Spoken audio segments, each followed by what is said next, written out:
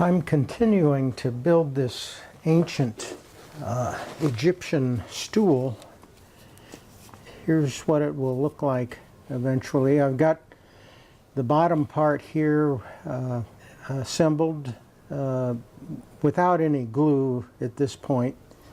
Now I'm trying to finish up the top, which is bowed in both of these directions. So I've made the individual slats that make up this seat. They're all roughly bandsawed. There'll be a lot of hand carving to smooth this out. Also on the bottom there'll be some carving to knock off the sharp corners. And here you can see the mortises for all of these legs and spindles. So each of these seat slats I just finished up with tenon joints. I pre-assembled it with these little spacers. There's a quarter of an inch gap between these slats. So I keep these spacers to help achieve that. Now let me knock this apart so you can see how this works. That's going to be shaped, smoothed out after gluing. All of this is going to be final shaped after gluing. I'm not going to try to do it in parts. So that's about it. That should come loose. Yeah. Okay. There's that top piece with all the mortises. Let's see if I can pull these out.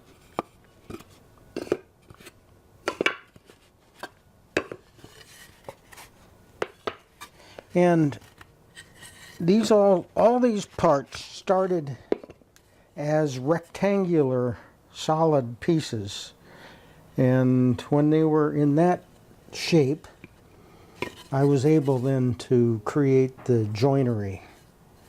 Then after the joinery was created, I did do some bandsawing to knock off a lot of this waste. So this was a very thick piece.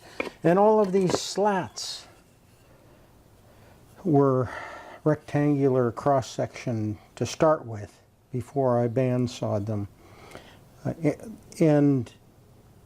had already made the tenons when these pieces were cross-section rectangular. So that made it easier to create the tenons here. One of the things that helped, of course, was to sketch up templates and the views of both the rectangular section that enveloped the final shaped piece, and then little full-size templates that helped shape all of these pieces. In addition, I made these little templates like this, and I could, when these were rectangular, I just put this over the top of the tenon, and then I could draw the shapes that had to get it closer to what it would be finally. Now, to put this together, I'm going to need to work fast. I'll probably use Titebond 3, which is going to give me a little bit more time.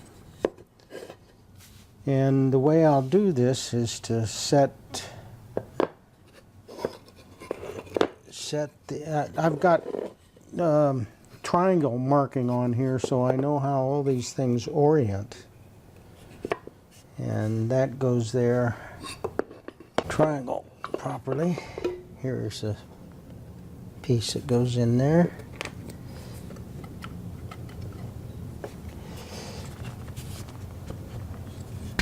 Okay, and the next slat,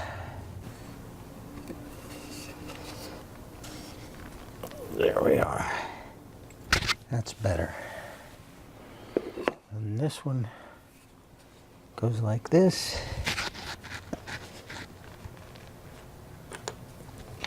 I want that over a little bit.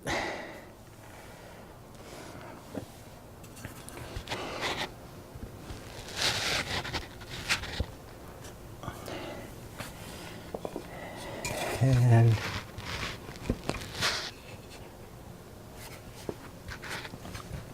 I'll glue up this whole top before I put it on top of the lower framework here.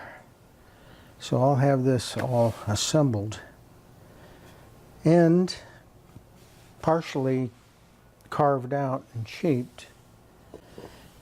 All right, I'm ready to get the other part of this.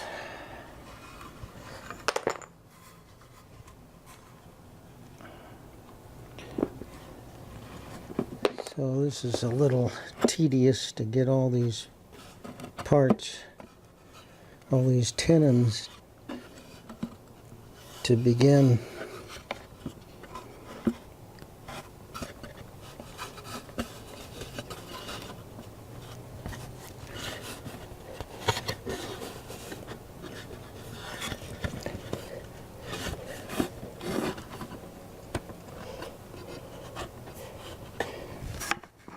Okay, now before I go too far, I better stick some of these in here and get this, try to pre-position some of these things.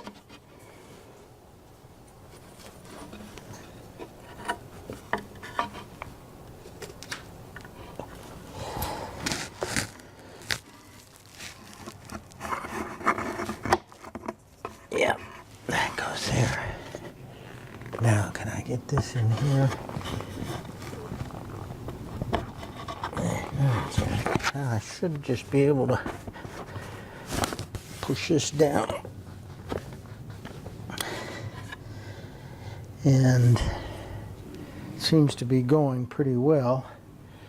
Now, what I will do in the gluing process then is have this up on top of a platform with these spacers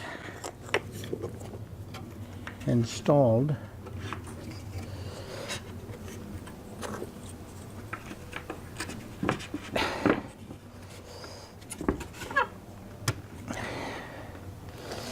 And there's one more spacer. Okay. Now I can begin to ease this together with a clamp. I'm going to just pull these so the spacing is all pretty tight with the 1/4 inch gaps.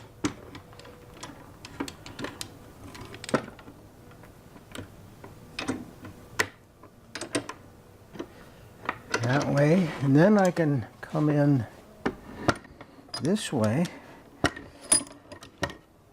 Let me pull it in the center first.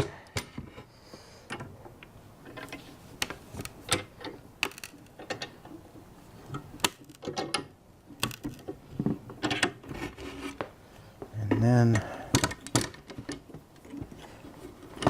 shift it, pull that in, and then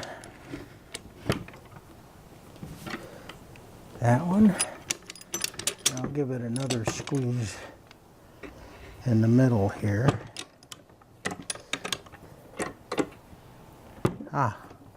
and everything pulls up very nicely. So that'll be the glue up. And then I'll use a travisher after the glue up to begin to cove this out and get rid of these ears that are on here. The ears are nice to have during this part of the operation because I've got a place to hammer and pull this apart. So that's how that'll come apart.